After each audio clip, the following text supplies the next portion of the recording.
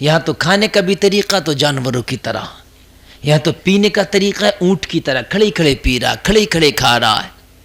ہائے ہائے، کہتے ہیں یہ وی آئی پیوں کا طریقہ ہے۔ اور میرے بھائی گدھا تو کبھی بیٹھ کے کھاتا ہی نہیں، تو کیا وہ سب سے بڑا وی آئی پی ہو گیا ہے؟ بات ہے کہ نہیں ہے؟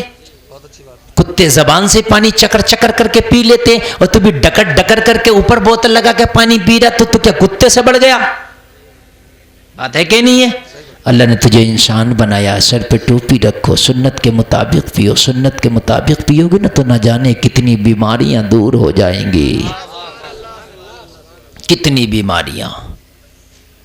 پانی ایک بار میں اگر منہ سے لگا کے زور زور سے گھونٹ سے پی لو تو کبھی کبھی پانی بھی گلے میں اٹک جاتا ہے، آپ نے دیکھا ہوگا، بہت تکلیف ہو جاتی ہے اچانک سے۔ اس لیے سنت طریقہ ہے ایک گھونٹ ہلکا سا پانی لو، پہلے اسے نگل لو، جب وہ نگل جائے تو یہ نلی نرم ہو جائے گی، اس کے بعد 2 گھونٹ پانی لو، پھر نگل لو، جب وہ 2 گھونٹ نگل جائے پھر تیسری بار میں جتنا چاہو پیو، انشاءاللہ نہ پھندا لگے گا اور نہ تمہارے گلے میں پانی اٹکے گا۔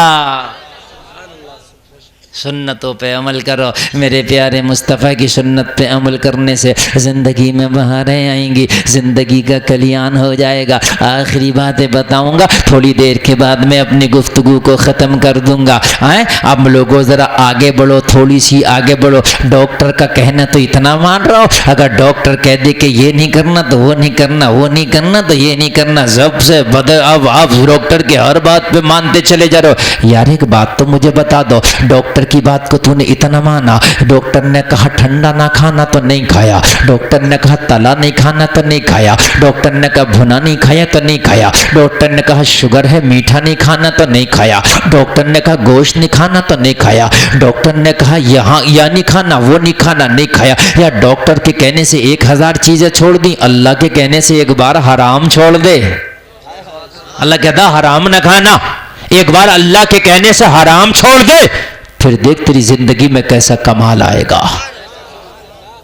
بس آخری بات بتاؤں گا، میں تقریر ختم کروں گا، بہت لمبی تقریر ہو رہی ہے اور آپ نے بڑی اچھی محبت سے سنی ہے۔ لوگوں ایک بات تو بتاؤ، لوگ سوچتے ہیں کہ بھائی چاہے حلال کا ہو حرام کا ہو کیسا بھی ہو پیسہ ہو، نہیں، حرام کا ہو ٹھوکر سے، حلال کا ہو تو سینے سے لگائیں گے۔ بات ہے کہ نہیں؟ ہاں، اگر اللہ آپ کو مال دے تو دعا یہ کیا کرو، یا اللہ ہمیں حلال کا دینا، حرام کا لقمہ نہ دینا۔ اگر حرام کے لقمے تم نے کھائے بھی نا تو وہ تمہارے گھر میں بیماریاں لے آئیں گے، طرح طرح کی بیماریاں۔ اگر 1000 روپے کا حرام کا لا کے کھا لیا نا تو 3000 روپے آپ کی دوا میں اٹھ جائیں گے۔ سمجھ رہے ہیں بات؟ ایک شخص مجھ سے بولا حضرت ایک بات بتائیے، پہلے اگر کسی کو بخار آتا تھا تو ہم یہ کہتے تھے ببول میں ڈیلا مارا بخار بھاگ جائے گا، اگر کسی کو کھانسی ہو گئی تو کہتے تھے کالے گھوڑے کی قدم کے نیچے کی مٹی اٹھا کے پھنکلے صحیح ہو جائے گا۔ پہلے ایسی تنت منتوں میں ٹیبلیٹیں تھیں، یہ دوا تھے، انجیکشن تھے، یہ وینٹیلیٹر آئی سی یو تھے، سب تھے۔ بولے سب نہیں تھے، بولے پھر بھی صحیح ہو جاتے تھے، زخم ہو گیا نیم پیس کے باندھ لیا صحیح ہو گیا۔ بولے ہوتا تھا کہ نہیں ہوتا تھا؟ میں نے کہا بات تو صحیح کہہ رہے ہو۔ کہنے لگے حضرت اب کیوں نہیں ہوتا، اتنی ہائی فائی دوائیں ہیں۔ میں نے کہا پہلے کا انسان اتنا حرام نہیں کھاتا تھا، جب حرام زیادہ کھا رہا تو گھل زیادہ ہو رہے ہیں، حلال کھاتا تھا اور پھر اللہ چاہتا تھا تو اشارے میں شفا بھی دے دیا کرتا تھا۔ ہم تو یار ایسی ڈکار جاتے ہیں، کتنا بھی حرام آ جائے نا تو ایسی ڈکار جاتے ہیں، ایسی کھا جاتے ہیں، کبھی سوچتے بھی نہیں یار باڈی میں خون بن رہا ہے، یہ ہوگا کیا قبر میں، اس باڈی کو کیڑے کھا جائیں گے، کبھی نہیں سوچتے۔ مسلمانوں ذرا ایک بات بتاؤ، اگر حرام کا مال کھا کے تم مر بھی گئے تو یہ باڈی خدا کی قسم قبر میں اسے کیڑے کھا جائیں گے، سانپ اور بچھو کھا جائیں گے۔ کیوں نہ چٹنی کھاؤ، نہ ہو تو پیٹ سے پتھر باندھو، مگر قسم کھا کے اٹھو کہ حرام کا لقمہ منہ میں نہیں جانے دینا. کیوں نہیں کرتے؟ اگر کوئی بستی میں شراب پیتا ہے تو اس سے کھانا پینا بند کیوں نہیں کرتے؟ اسے اپنی شادی میں بلاؤ، نہ اس کی شادی میں جاؤ، نہ گھر بلاؤ نہ اس کے گھر جاؤ. یار کھانا پینا بند کر کے تو دیکھ، تو حرام سے بچے گا، وہ اپنی برائی چھوڑ دے گا.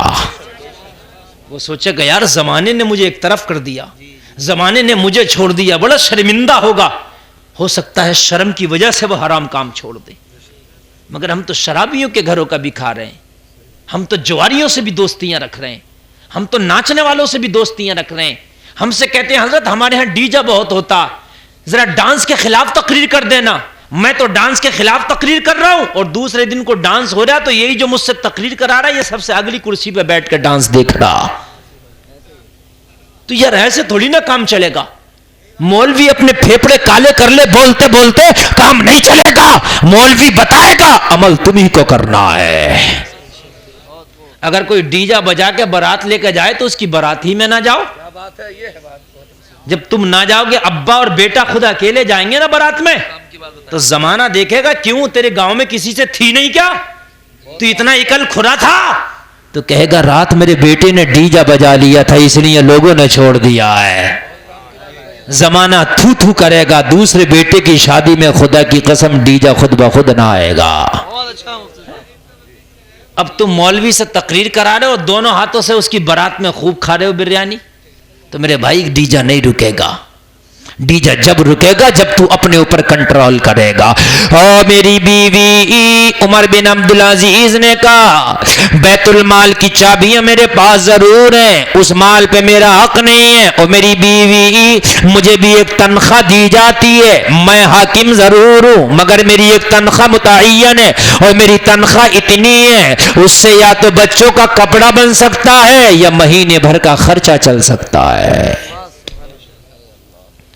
اگر ایک مہینے تک فاقے سے رہنا منظور ہو تو اس تنخواہ سے بچوں کی کپڑا بنا دوں، اور ایک مہینے تک فاقہ سے نہیں رہ سکتی تو پھر کپڑے کی ڈیمانڈ نہ کر. اس بار اگر کپڑے زیادہ پھٹے ہیں تو پہمد لگا دینا، پہمد والے کپڑوں سے بچے عید کر لیں گے.